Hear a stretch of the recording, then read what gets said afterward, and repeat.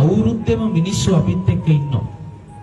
සිංහල අලුත් අවුරුද්ද වෙලාවේ නැකත් ටික ලැබුවම මිනිස්සු දවස් 3-4ක් යනකම් ගෙවල් දොරවල් වල හරිම සන්තෝෂ වෙනවා. රතිඤ්ඤ කොච්චර දානවා. අපි පුංචි කාලේ මාත් අවුරුදු 10න් මහණුනා. ඒ රතිඤ්ඤ ටික පන්සලට උඩින් ආස්කෝරු ටික යනකොට අපේ හිතත් කී වතාවක් ඒකත් එක්ක ගෙදරට ගියා. රතිඤ්ඤ හඬක් ගාන අපි අපේ ලොකු හාමුදුරුවෝත් එක්ක පන්සලේ තට්ට තනියම සමහර විට දානෙත් නැතුව පන්සලට වෙලා හිටියා. මිනිස්සු අපිත් එක්ක අවුරුද්දෙම ඉඳලා සතුටු සහගත වෙලාවල් වල අපිව අතහැරලා ඒගොල්ලෝගේ සන්තෝෂය හොයාගෙන ගියා. අපිව පන්සලේ තනි කරා. හාමුදුරුවෝ කෙනෙක් බෝධි පූජා කොච්චරනම් තියනවද ළමයින්ට?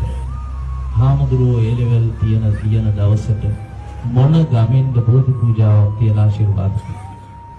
විශ්වවිද්‍යාලේ යන ළමයි කී දාහකට මේ හාමුදුරුවෝ පිරිත් නූලකට ගහලා. හාමුදුරුවෝ විශ්වවිද්‍යාලේ යන දවසට සන්තෝෂෙන් මොන දායකයාද ආවේ. අපි කැමති ඇඳුමක් අඳින්නේ නැහැ. අපි කැමති විදියට කොණ්ඩේ කපන්නේ නැහැ. අපි කැමති විදියට රැවුල කපන්නේ නැහැ. අවුරුදු 2000 ගානක් තිස්සේ එකම ඇඳුම අඳිනවා. කාටද පුළුවන්?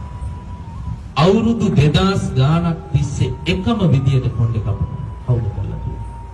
අවුරුදු 2000 ගානක් තිස්සේ එකම විදියට රැවුල කපනවා. කවුද කරලා තියෙන්නේ? සිව්පසය හම්බෙන නිසා මිනිස්සු හිතනවා මහානකම නියමයි. මේ ඔක්කොම නිකන් හම්බෙනවයි. නමුත් ඔය කාටවත් සති දෙකක් ඉඳලා පෙන්නන්න අමාරුයි. ඔය ටික ඔක්කොම නිකන් දෙන්න කිව්වා. හෙමින් දෙපා තබා බසයට වැඩි පොඩි සාදුට ඉක්මන් කරනට බැරි දෙයි මොර ගෑවේ මනුසතු. හනිකට දෙපා තබා මහ පාරේ වඩිනා විට පින්බත්වල රඟේ ඔන්න කියා කීවේ මනුසතු. කිසිම කතා බහක් නැතුව තම පාඩුවේ සිටිනා විට බලාපංකෝ ආඩම්බරේ කියා කීවේ මනුසතු.